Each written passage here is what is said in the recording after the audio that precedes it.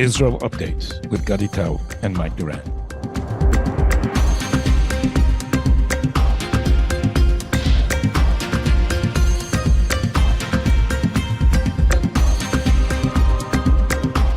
Hello and welcome to Tablets Israel Update. It's been 1 year, 11 months, and 19 days since Iron Swords began. I'm Gadi in Tel Aviv. And with me in Washington, D.C. is Grand Wizard Mike Duran. Oh, really? That's a nasty thing to say, given the wave of anti-Semitism. It sure is. It's just did I ever tell you about my friend that was good friends with the Grand Wizard? No. My dad went to grew up in St. Louis, and I don't know if I want to say the guy's name here because no, he has passed away. But one of his friends from those days from high school was an Irish cop from St. Louis, who I have to tell you had many attitudes toward ethnic and religious minorities that would not be acceptable in today's academia. Let's put it that way. And he had a real eye for criminality as well. It's amazing to drive the streets of St. Louis with Bob, was his name.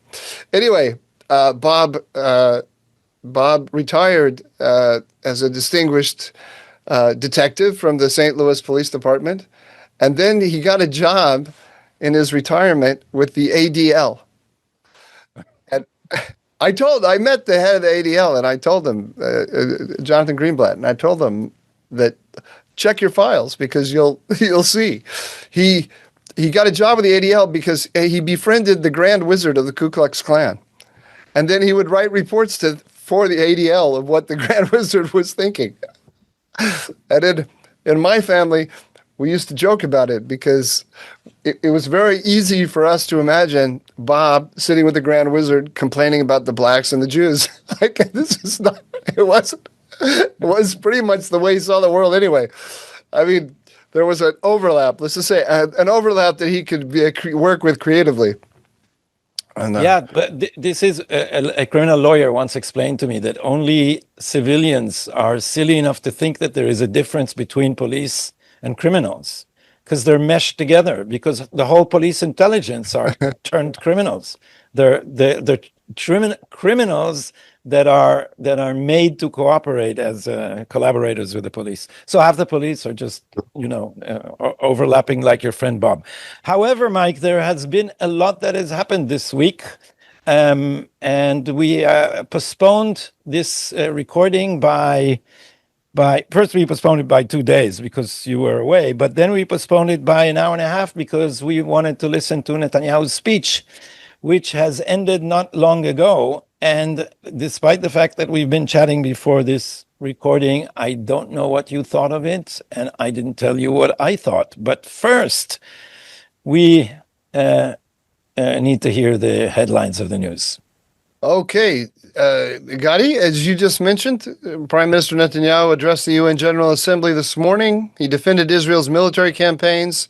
He vowed to finish the job against Hamas in Gaza as quickly as possible. He also highlighted Israel's victories over Iran and its proxies. In one particularly notable moment in the speech, he spoke directly to hostages held by Hamas in Gaza, explaining that his words were being broadcast to the hostages via loudspeakers. He categorically rejected Palestinian statehood as quote-unquote national suicide, and he blasted recent negotiations,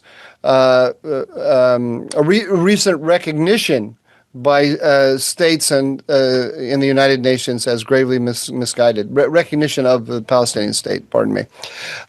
He thanked President Donald Trump for his actions against Iran, and he warned that the Iranian regime's nuclear threat must be eliminated, and he predicted a transformed Middle East where aggressors against Israel would soon vanish. Of course, all this is happening against a background of Western countries, including Britain, Canada, Australia, and Portugal, recognizing a Palestinian state, prompting a fierce backlash from the Prime Minister. Quote, there will be no Palestinian state to the west of the River Jordan, Netanyahu said earlier this week. Israeli officials are under pressure from coalition members to annex members of the coalition in in the ruling party. The ruling parties, the government's Prime Minister Netanyahu is under pressure from Israeli coalition partners in the government to annex parts of the West Bank. But warnings from Saudi Arabia and Gulf states highlight risks to Israel's regional standing. President Trump weighed in on the issue. Gadi, a couple of days ago, or was it just yesterday? I can't even remember now. He firmly stated that he will not permit Israel to annex the West Bank, telling reporters in the Oval Office, quote, I will not allow Israel to annex the West Bank. It's not going to happen, unquote. He did this in part to reassure Arab and Muslim leaders that this would not take place. Saudi Foreign Minister Faisal bin Farhan noted Trump is, quote, well acquainted with the danger posed by Israeli annexation, unquote. Following a drone strike on Eilat, which wounded over 20 people, the Israeli Air Force launched its largest attack yet on Houthi targets in Sana'a, dropping over 65 bombs. IDF sources emphasized, quote, we do not want to reach a situation in which one day the Houthis have thousands of precision-guided missiles that are an existential threat to Israel, unquote. At the same time, Gadi, the Israeli defense establishment, is warning of advanced Houthi military capabilities, including underground production of drones and missiles using Iranian know-how. There are concerns in Israel that this know-how is only going to become more sophisticated. A massive flotilla of about 45 vessels carrying activists from 44 countries is approaching Gaza, including, I can't think of her name, help me, what's the name of the Swedish activist, Gadi? Greta Thunberg. Greta Thunberg. I forgot. She's very forgettable. I forgot about her, but she's on the flotilla. I can't, whenever she makes the statements from the flotilla, it makes me giggle. I can't help it. A massive flotilla, anyway, is on its way. Amid reports of IDF plans for naval commandos to board the boats, arrest the flotilla or detain the flotilla activists, and possibly even sink the boats. Who knows if that'll happen. Israel offered to unload aid at Ashkelon and then transfer it to Gaza, but the organizers rejected it. And finally, two more items, Gadi. The IDF faces critical shortages in munitions, spare parts, and vital systems after 2 years of war. This is compounded by the embargoes from suppliers like European suppliers. Netanyahu's quote-unquote super Sparta speech last week hinted at self-reliance, but sources warn it threatens operational readiness, with one official noting the fitness of the equipment enables the IDF to fulfill its tasks, though alternatives are being sought urgently. Finally, Gadi, the Grunis Committee, an advisory body chaired by retired Supreme Court President Asher Grunis, which this is an advisory body, reviews senior Israeli government appointments, unanimously approved Major General David Zinni's nomination to be the new director of the Shin Bet, something about which I'm sure you will have something to say. Over to you.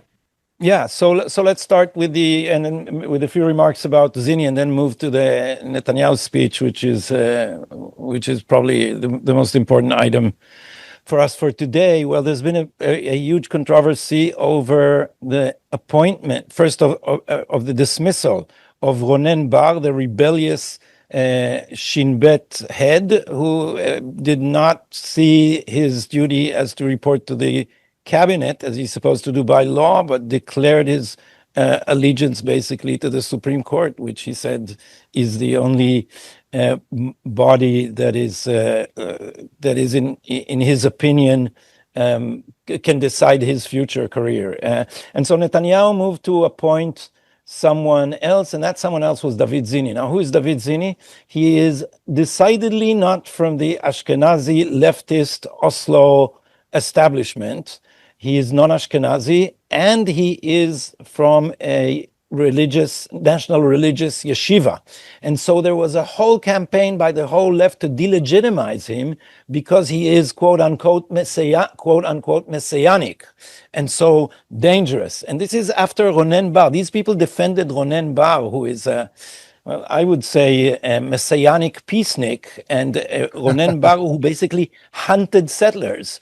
Ronen Bar concentrated the immense operational powers of the Shin Bet in the Jewish department, where he detained administratively for months on end settlers for basically nothing, while he completely neglected Gaza, which was his domain. So after this failure, the establishment defended Ronen Bar against David Zini because David Zini is of the settler brand. And so this created a big backlash on the right, which said, well, first of all, he has a distinguished army record. He is an aloof, he's a general in the IDF with a distinguished record. Secondly, are settlers good enough to die in our wars, but not good enough to command the Shin Bet? Because I don't know if you saw the statistics, Mike, but they overwhelmingly or very clearly, the settlers are sadly overrepresented among the dead. This means that they volunteer to front combat units, and in these units they distinguish themselves. They're very patriotic, but the elite suspects them for being too Jewish, too religious, too non-leftist, I guess, too illiberal. And this is funny because the left is increasingly illiberal in this country. Yair Golan, who is now the hero of the left, also a general from the IDF, is boasting openly how if he comes to power, he will close down Channel 14, the right-wing outlet. And there's been some conference at the Israeli Democracy Institute of all places, where they said on the day after Netanyahu, what should they do? Among other things, except close right-wing outlets, Yair Golan also said that he will censor social media, but they also said they will close down the Mamlachti Dati, the schools of the national religious, which breeds messianism. Anyway, the whole thing ended in nothing because the Grunis Commission, which is a respected body that is supposed to consider senior appointments, has approved David Zini, and now if the Supreme Court will intervene, it will be very, very strange. They have no grounds whatever to intervene. Are you sure that Zini isn't an Ashkenazi? Yeah. He's from Ashdod. He's not Ashkenazi. Yeah. No, you sure he's not Ashkenazi? I'm now that you I've read it more than once. I'd say that I haven't looked into it that seriously, but I will when you talk. So feel free to say. I've got nothing to do but ask questions. I know. I met him. You met Zini? He felt Ashkenazi. I spent a lot of time with him. He felt Ashkenazi to me. Well, he's been in the army. for what it's worth. But, yeah, your ideas of Ashkenazi and non-Ashkenazi go back to the 80s, Mike. When were you a student in Israel? What year was that? 80s, yeah. 80s. Yeah. Oh, those were the days. Those were the days, let me tell you. Yeah. Songs by Samantha Fox. No, Tov Leot Kablan. Remember that one? And Walkman. And Walkman with cassette. Do you remember that song, though? Tov Leot Kablan? No, but you don't remember that?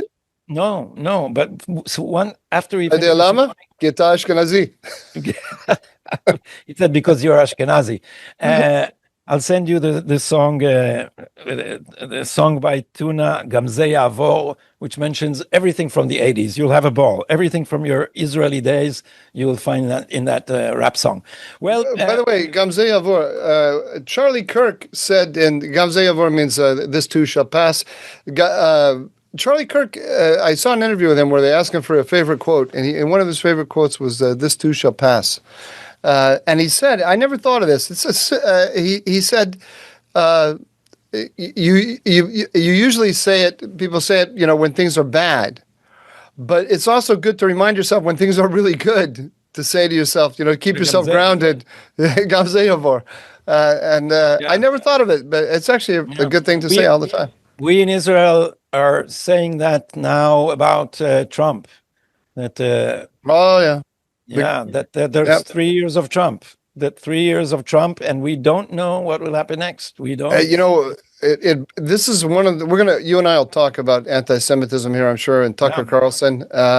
But it's one of the things that bothers me. One of the many things that bothers me about Tucker Carlson and all that he represents right now is that he's attacking his near, near ideological enemies on the right inside the MAGA coalition, and as if the world has changed and we're done with all of the transnational progressivism represented by Obama and Biden and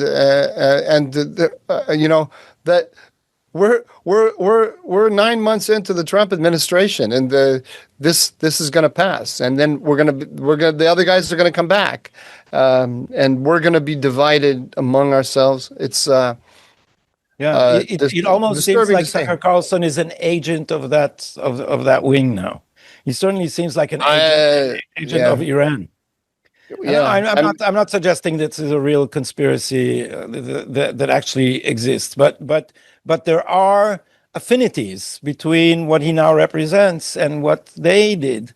And I'll remind you of what you said about Iran policy. Isn't his ideas about the Middle East, aren't they closer to Obama than they are to Pretty much Trump? identical. Pretty much identical. They're Yeah. framed differently, and they come from a different, uh, a different theology. Maybe I don't know what to call it, but the policy, same policy. So But we'll I talk about diverted this. us. I diverted us. What did you find out about David Zinni? Ashkenazi, Sfardi? No, I didn't because you didn't speak long enough. But But first, we'll come back to this because I want to say something about Tucker Carlson in this event for Charlie Kirk, the Turning Point USA, which was amazing. Apart from this stain on the movement that Charlie Kirk created, and I wish Charlie Kirk would have been able to say something because I'm sure he would reject Carlson. But first, Netanyahu's speech. How did you rate it, Mike? I thought it was good. I thought it was good. He likes when doing the UN speeches to come with the props. He came with the map, and then he did a quiz of the audience. He did a multiple choice quiz, and then he did the broadcasting his words to the hostages and so on. So I mean, he's got a flair for the dramatic and for the and for the theatrical, which I enjoy. I enjoyed that, and I thought it was a good. I mean, his basic message is the strongest part of the speech. I thought was when he directed himself at those people who are not supporting Israel at this moment.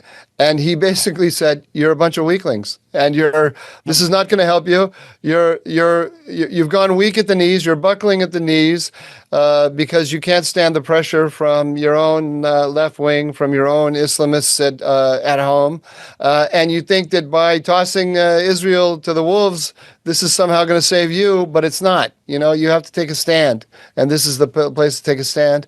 I totally agree with him, of course. And I thought it was well presented.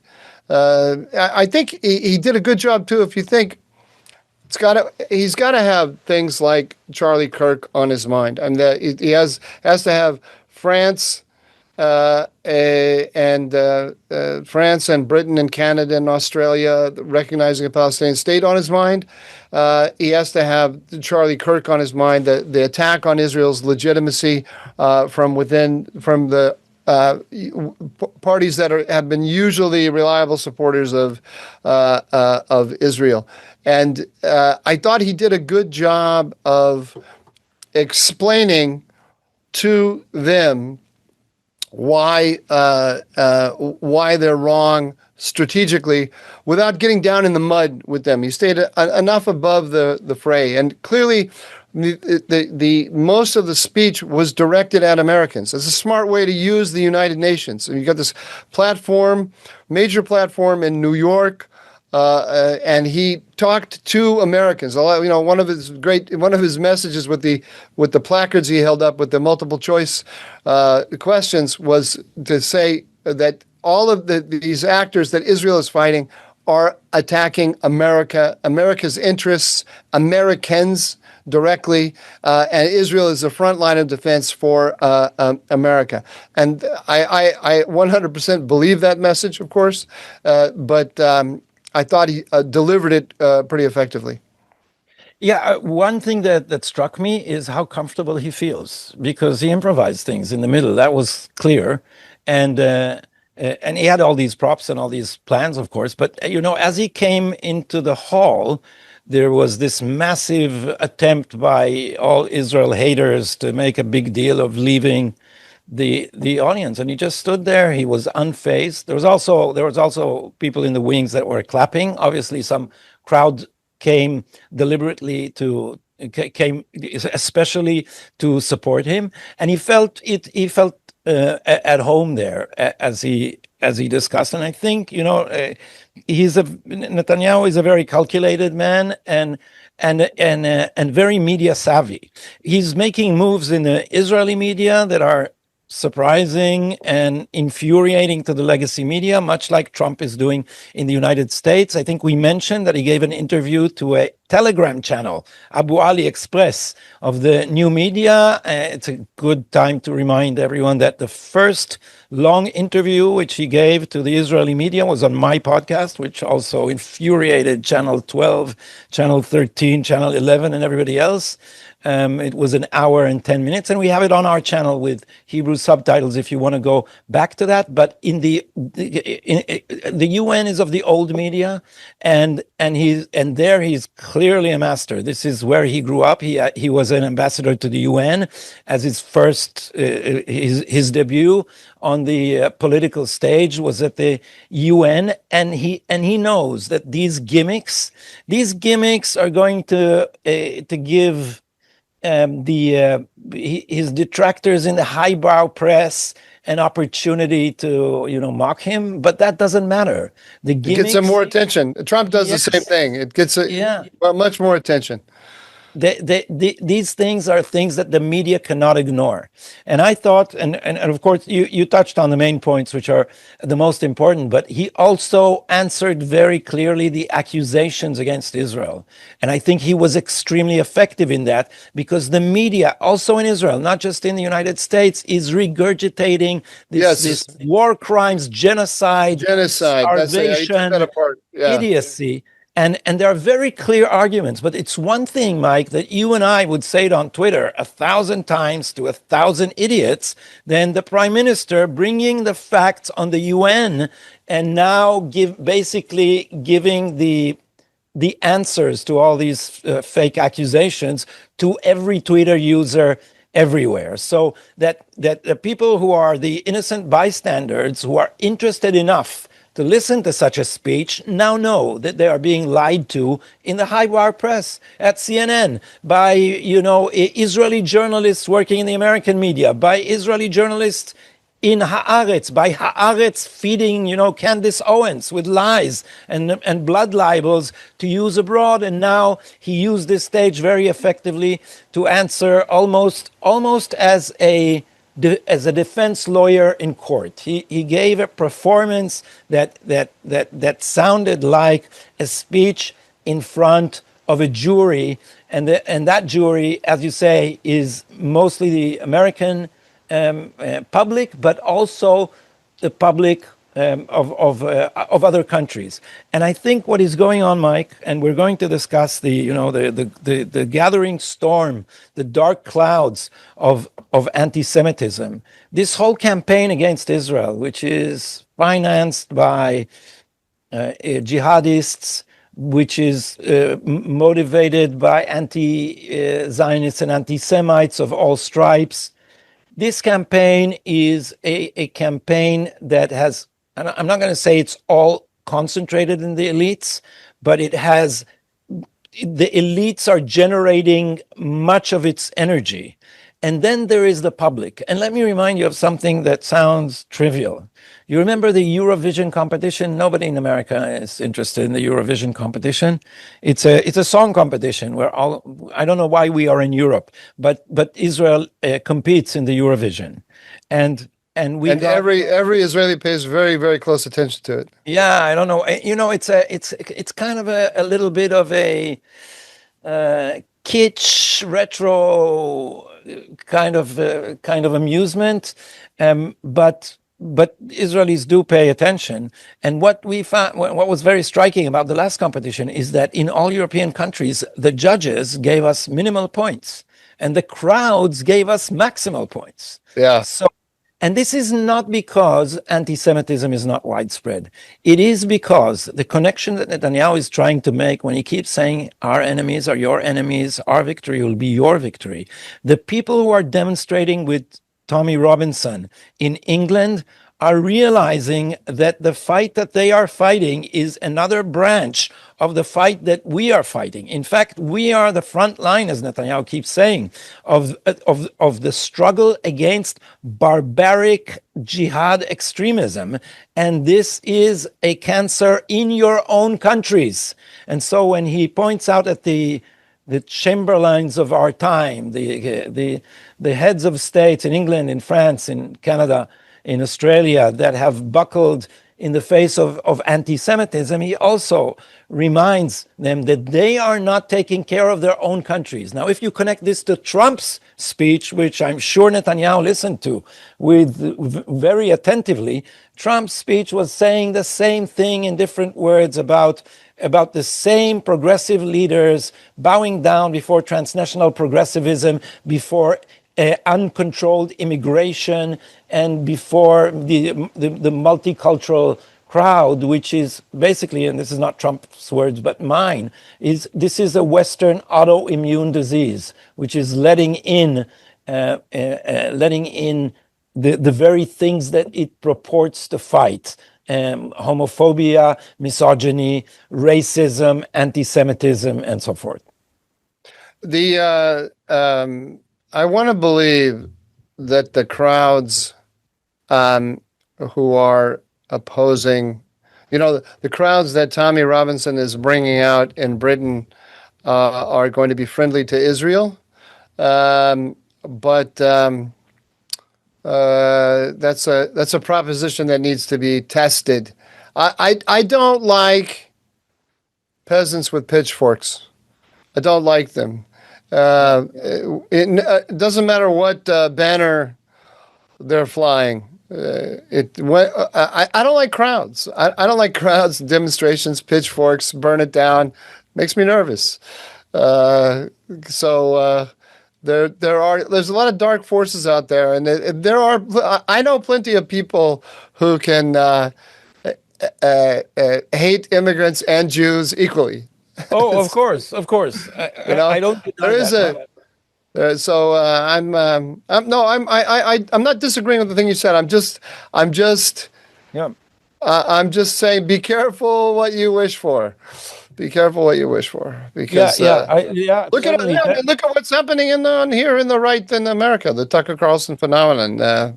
We thought these people would be on our side, and I have to say, Mike, you were among the first to see that Tucker Carlson is anti-Semitic, and I remember your reasoning, because as long as he was in Fox, he didn't say anything like he says Never now. said the word Israel. Never said the word Israel. But he never mentioned Israel. Yeah. Did you notice that Netanyahu also answered Tucker Carlson when he talked about Bethlehem? He said, you remember Tucker Carlson said there was a thriving Christian community, and now under Israel there is none of it left, or 20% of it left, or something. And Netanyahu said Bethlehem was 80% Christian when the Oslo Accords gave the Palestinian Authority rule over Bethlehem, and the Christian community disappeared. It goes without saying, people who are knowledgeable, probably people who are listening to us, they know that the only country that protects Christians in the Middle East effectively is Israel. Nothing compares to Israel in that respect. And the Tucker Carlson kind of argument has to somehow put the Christians and the Jews at odds, which he did in his. Yeah, he has to do that because it's very important to him to have Christian witnesses to Israeli to depict Israel as the enemy of Christians, because he's at odds with evangelical Christian support for Donald Trump and Israel.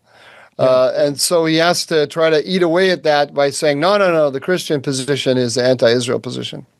Yeah, maybe since we touched on it, maybe we should say what he said there, which was so obnoxious that you mean at the Charlie Kirk Memorial?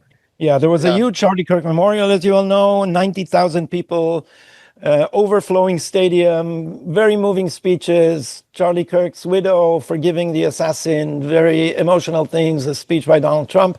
And then came this weirdo, and he with it almost with glee. It was the whole tone of it was just off when he said that this reminds him of someone else who was killed for saying the truth, and that someone else is Jesus, and he was killed by the hummus eaters.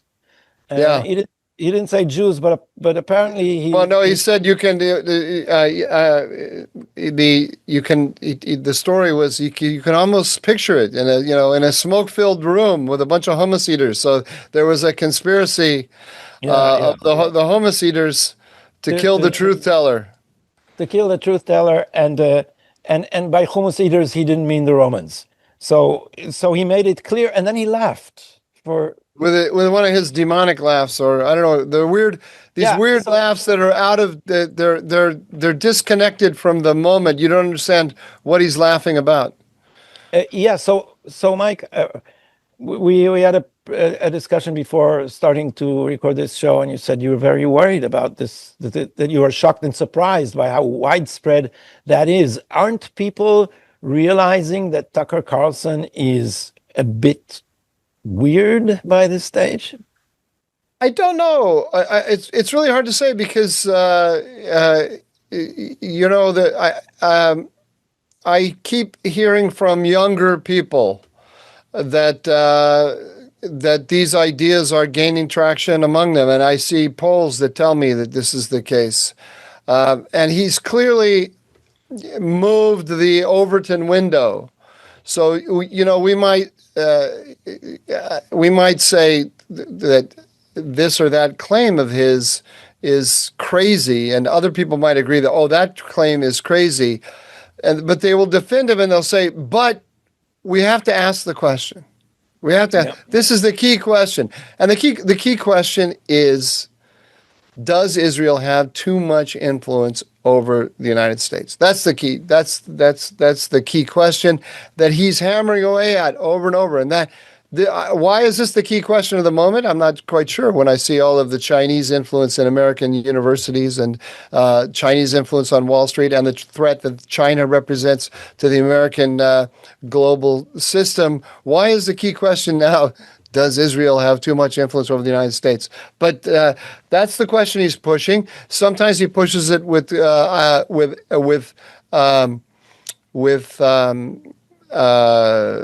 claims that probably the vast majority of people find to be a little bit silly, but they don't find the question to be as silly as they should. Yeah, there's one more aspect to this question, and I'll try to connect these cultural wars to actual politics. First of all, Israel is at odds with progressivism.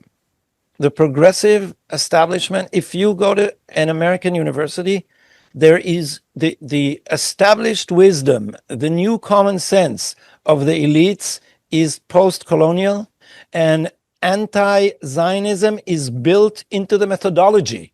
There is no way to phrase a defense of Zionism within the postmodern, post-colonial framework. So Israel is now, and this is amazing how the Jews are not just the canary in the coal mine. They somehow the Jews always crystallize the political questions of the day, like nationalism, and now like anti-progressivism. So this little country is a lightning rod for a whole establishment, and I'm sure there are people who are looking for bridges between left-wing anti-Semitism and allies on the right. And so you have ideologues like Tucker Carlson or the even more crazy Candace Owens, but then you have those who are um, those who are I'm trying to find a term that's not too insulting, because pragmatic is not strong enough.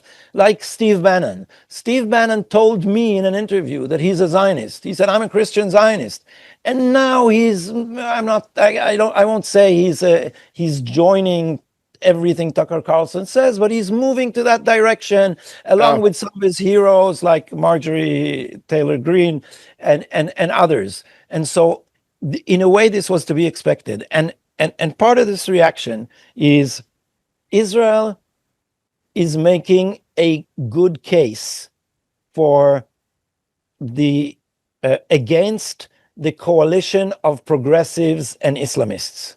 Israel is outspoken about it. Israel is fighting that war. And note that Netanyahu keeps pointing at this axis of evil, and he forces you to say, on which side are you? Are you with Iran or are you with us? Are you with Judeo-Christian civilization, or are you with the barbarians, which you refuse to even call a separate civilization? They're barbarians. And so Israel is caught in the crossfire again, and I think that the energies that this generates are bound to create some kind of storm, because anti-Semites generally the world over, like the Jews when they're victims. I don't remember what it was. I think it was the European Union which said it would sanction Israel except the Holocaust Museum, Yad Vashem, because Jews as victims are fine, but don't try to actually save yourselves. And Zionism defies that image of Jews as victims. I'll tell you how I understand, in simple terms, what's going on here in the United States and why the Jews are right at the center of the whole thing, or why they're targets, from all sides. We as a nation, I think we suffer from two fantasies, or our foreign policy debate. It has as bookends, or the two poles of our foreign policy debate are fantasies. One fantasy is the transnational progressive fantasy that we can create a world government, right, or a single a centralized system for managing the entire international system. Mm-hmm. And the enemy of that transnational progressive one worldism is nationalism, right? And because nationalism will break up this single unified system into a multipolar system, and because it has a whole different understanding of where political legitimacy comes from. Political legitimacy comes from the people, and not from the transnational managerial elite. And so in our society, in America, the forces, historical and present day forces, that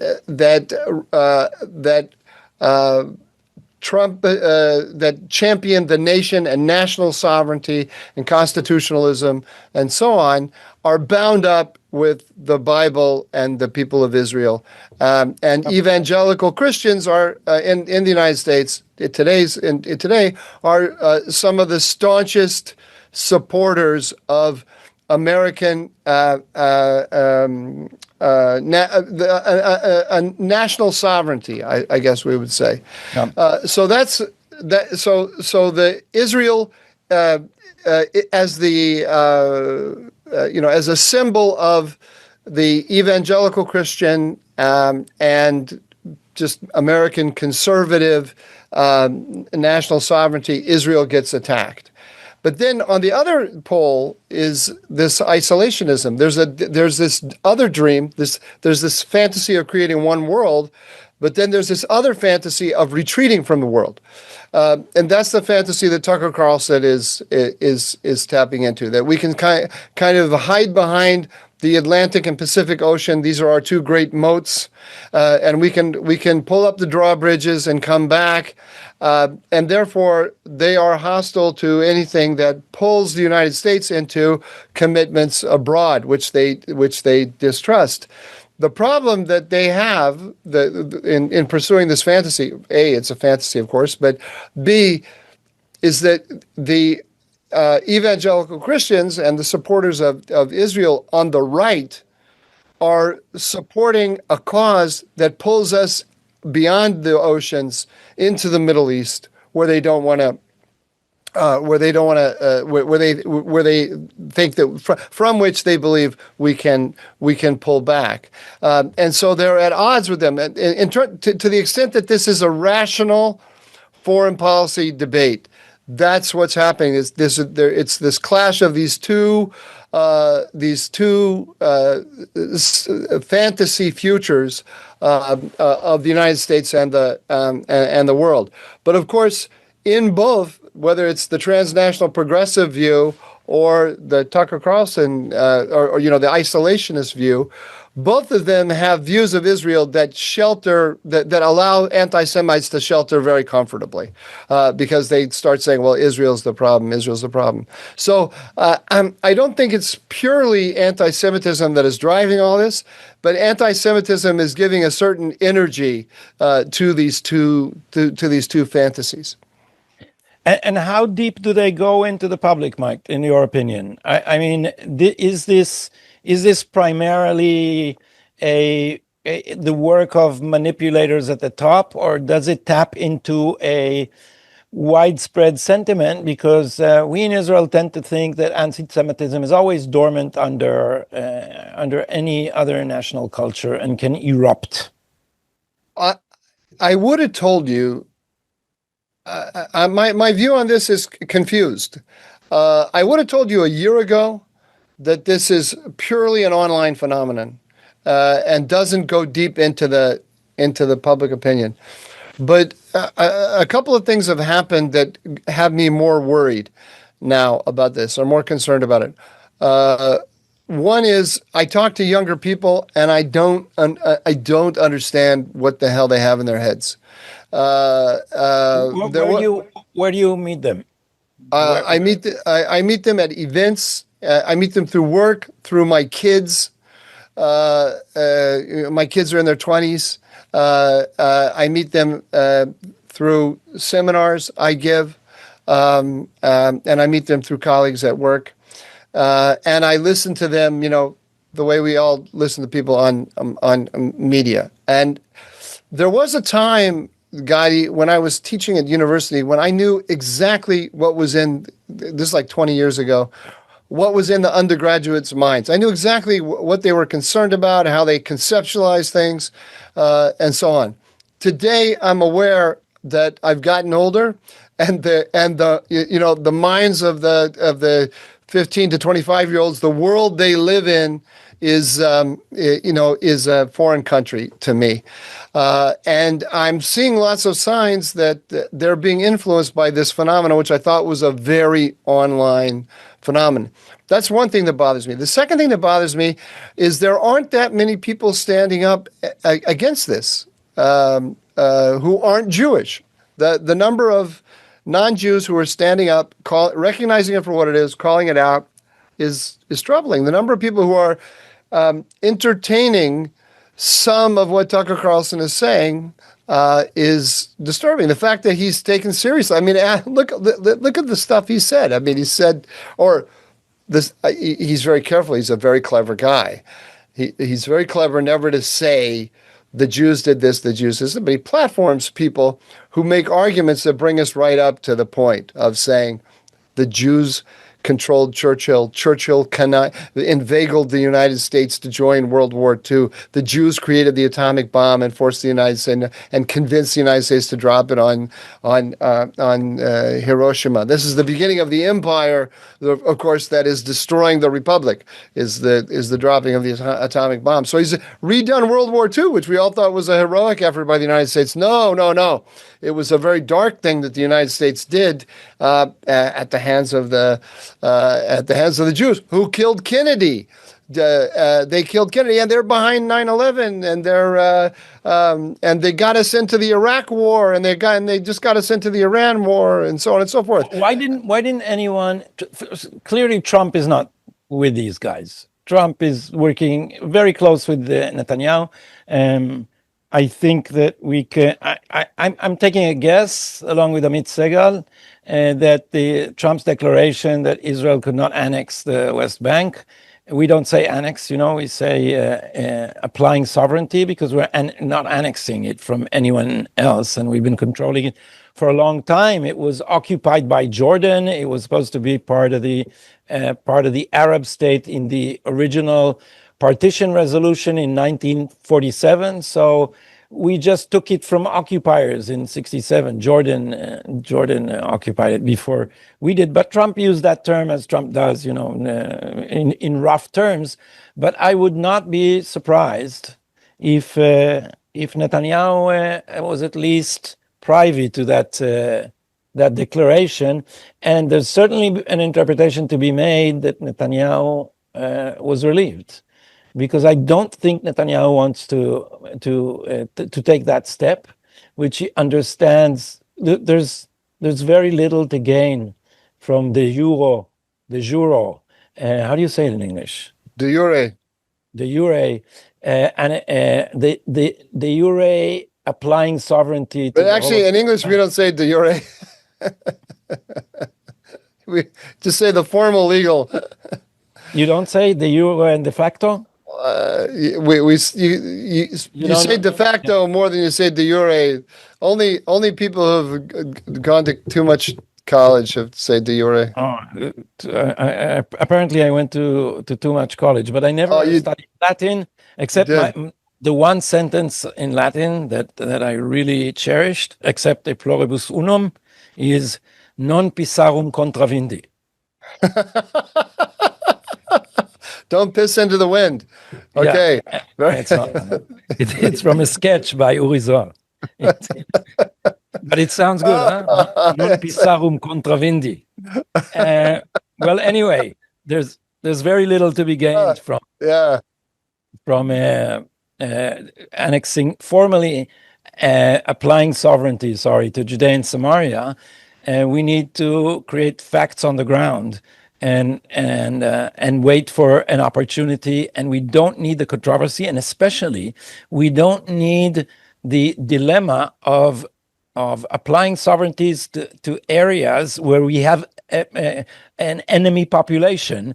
And Israel is a democracy. Wherever it applies sovereignty, it also grants the vote to everyone. So you moved from the anti-Semitism discussion over to the question of I don't think I opened the parentheses here. Let me close the parentheses and just say that Donald Trump called Tucker Carlson kooky, but the son of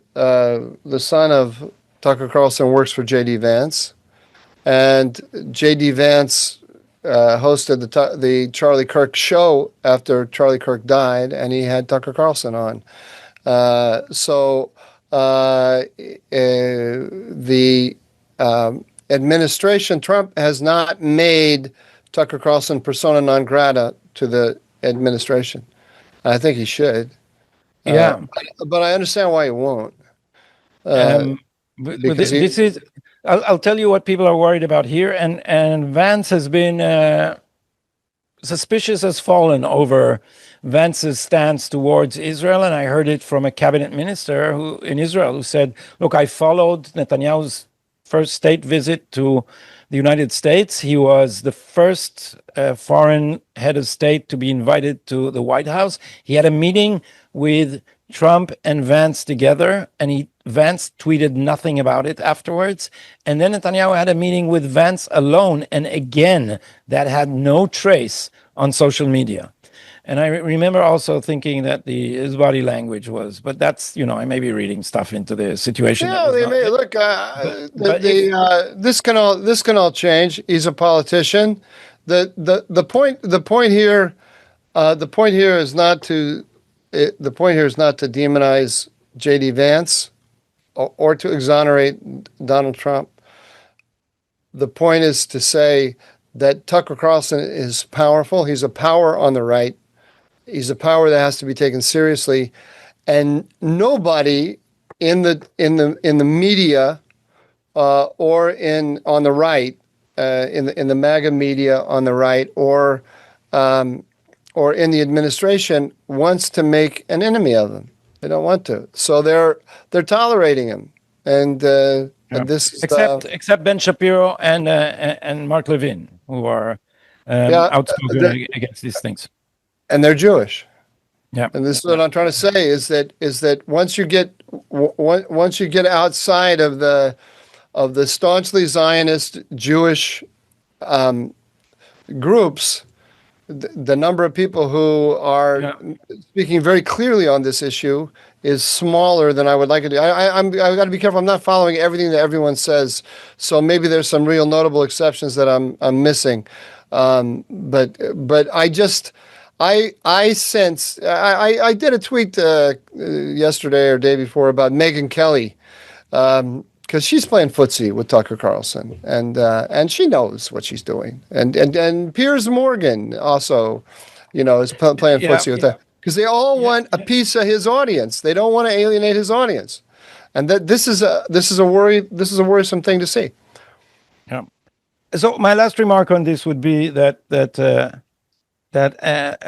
a politician's attitude towards the Jews, in his opinions, can be hostile and does not necessarily have to influence, or you can't derive the policy towards Israel from attitudes towards the Jews in any direct way, even from attitudes towards Israel. And so what Israel has to do is clearly show how useful it is to the United States as an ally.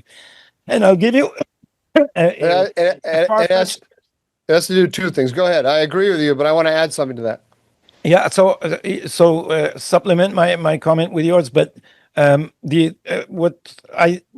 came to my mind was the example of Nixon, which I think was not overly loving to the Jews, and yet he was one of the most useful presidents to the Jewish state in the whole of Israel's history.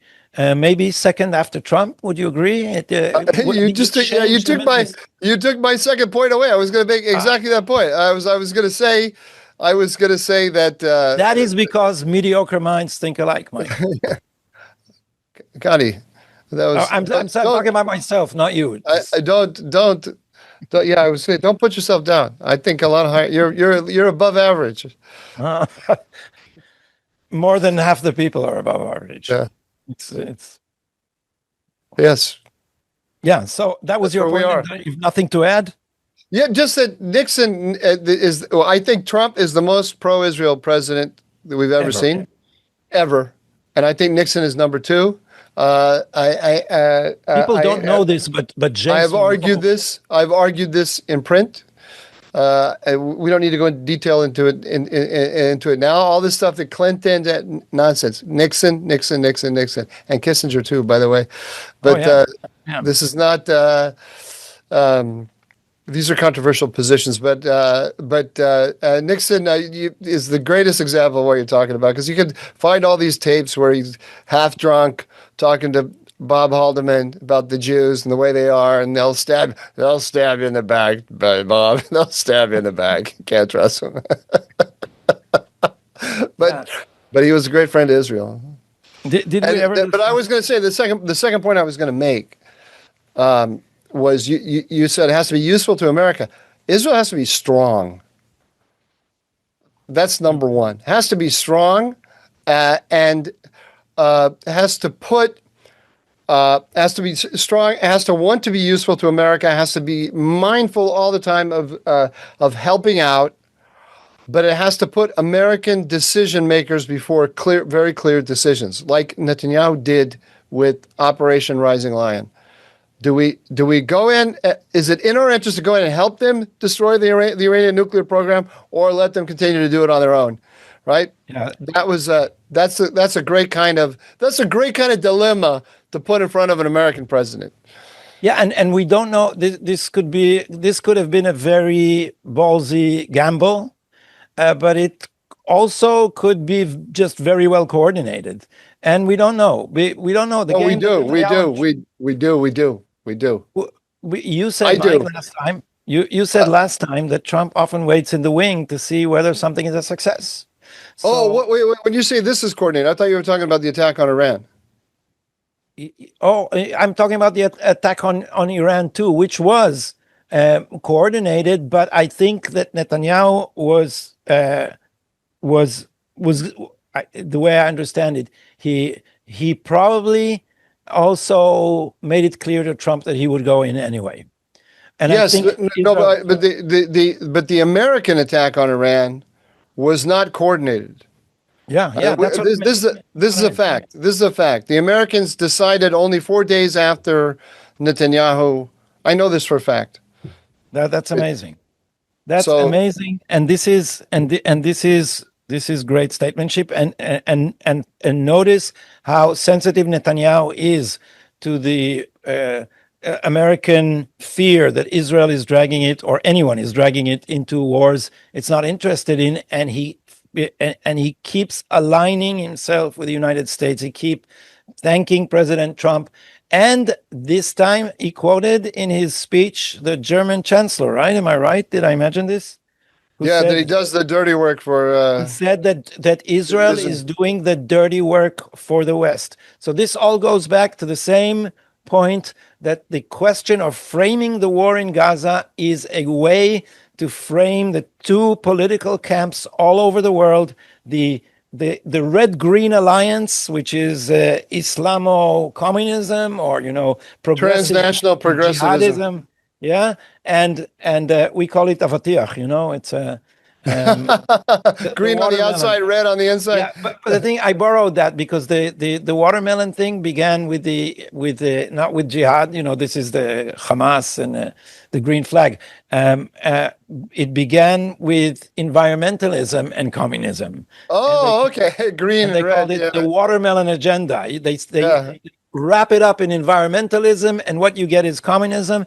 And this is very true of transnational progressivism, because I was elated when Trump just called environmentalism, or the climate hysteria, the biggest con of the century, or however he phrased it, because transnational progressivism relies on environmentalism, because this is an issue which they claim cannot be treated by nation states, and so you need some global policy managed by international bodies.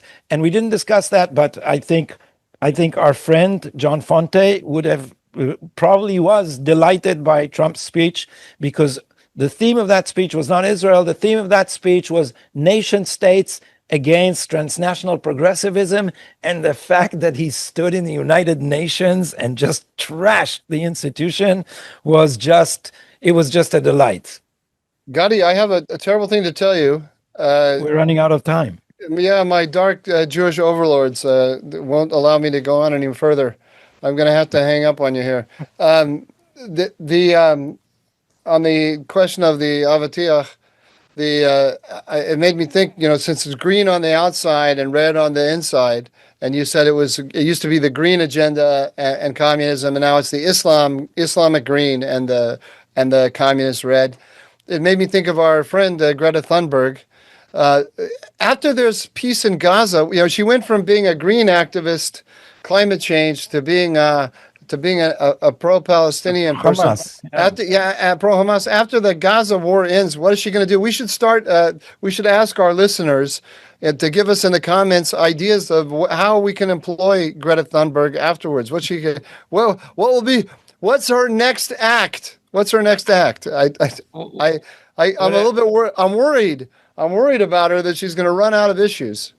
I'll take the risk of trying to describe a graphic meme that I saw about Greta Thunberg. There was a square with four like passport photos of women. Three of them were beautiful women with the same hairdo, and then there was one at the bottom that was an ugly picture. Even for Greta Thunberg, it was especially ugly. And the caption said, "Supermarket trolleys wheels be like."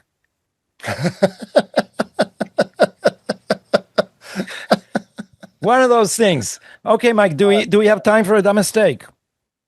I can do my dumb mistake in one sense because I was doing Tucker Carlson's 9/11 documentary, which stepped right up to the possibility that the Israelis did it. What he told us there was that the Israelis had advanced information which they didn't share with the United States, and they were there on the on the site, or right, in clear view of the site, taking pictures of it. And also that the Israelis were really happy about it afterwards because of the impact it was going to have on American foreign policy. So he didn't quite say the Jews did it, but he opened up the possibility. We just have to ask, Gadi. The question needs to be asked. We really have to have this discussion. But at the same time, he's weaving this picture that the Jews, which he's already platformed people like Jeffrey Sachs on his program to say that the Jews got us into the Iraq War. So this conspiracy to drag the United States into the Iraq War begins with 9/11, and so this is where what it all leads up to. Just asking questions. I'm just asking. Did the Israelis actually plan 9/11, or did they just exploit it, have advanced knowledge of it, and then exploit it in order to manipulate American public opinion? We have to ask these questions, guys. These are the burning questions of the day. We've got to ask. Yeah, let's do it on our next show, Mike, and I'll let you go now without me having a dumb mistake for today, and remind you that we have a listeners' comment that we want to discuss, and it's Egypt. People are increasingly talking about Egypt, and you need to look into it too. And we need to put it on our agenda because the Egyptian army seems to be amassing more and more armor, and this is a worrying development. I've also got some new comments here, and I'll just read you one of them, and then I have to say goodbye.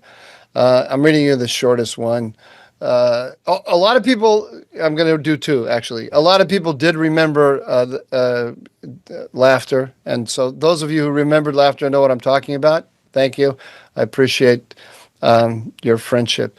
Then a guy named Eli Solomon, 8741, said, I've listened to you guys for well over a year now. How is it that you don't have a larger audience? It's such a good show, and you both have great knowledge and insight of things that you discuss. I always come away knowing more than I did. Thank you both. And so he's from Sydney, by the way. So why don't we have a bigger audience, Gadi? I blame you. I blame the Jew. No, because we are an elite program. We're not for everybody. And if you're not smart enough, just go listen to something else. It's not for you. Okay. This is a highbrow show. And don't blame the Jew. Exactly. Okay. Mike, thank you very much for performing your task admirably on this show. Next week is Yom Kippur. Yom Kippur is in a few days, and I'm not sure that we will be able to record a show because Thursday is Yom Kippur, and I'm not sure we can make Friday, so we may skip one. But if we do, we will return on Wednesdays as usual within 2 weeks. Oh, so I have two things to say to you then. Yes. Chatima Tova. Toda. And Tukadidis. But now you have to explain what Chatima Tova is, because although the Jews control the show, they don't control the audience. it's what you Jews say at Yom Kippur. Good signature. May you be written into the book of the living May and the God dead sign by your our fate Lord. favorably at the end of Yom Kippur. Thank you very much, Mike, and I'll see you next week or in 2 weeks. And thanks everybody for listening. Don't forget to like, to comment, and to subscribe to our channel. Thanks. Tukadidas.